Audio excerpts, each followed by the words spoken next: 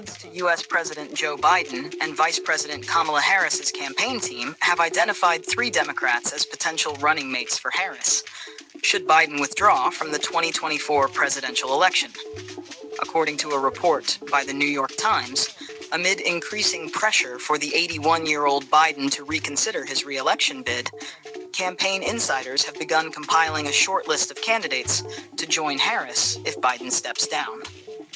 At the top of the list are Governors Roy Cooper of North Carolina, Andy Beshear of Kentucky, and Josh Shapiro of Pennsylvania, with Cooper emerging as the leading contender, the outlet reports. Insiders suggest that as the first woman of color to be a major party's presidential nominee, Harris would benefit from a white male running mate who could attract conservative-leaning voters.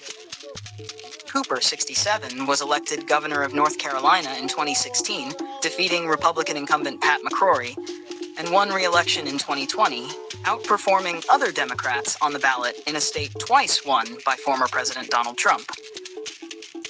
Cooper and Harris have a personal connection, having previously worked together as attorneys general in North Carolina and California, respectively.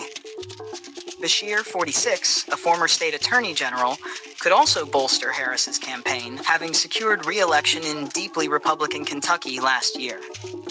Shapiro, 51, another former state attorney general, could help Harris win the swing state of Pennsylvania, though he has only been in office for 18 months. Harris has not publicly indicated any intention to seek the Democratic nomination, consistently expressing her support for Biden.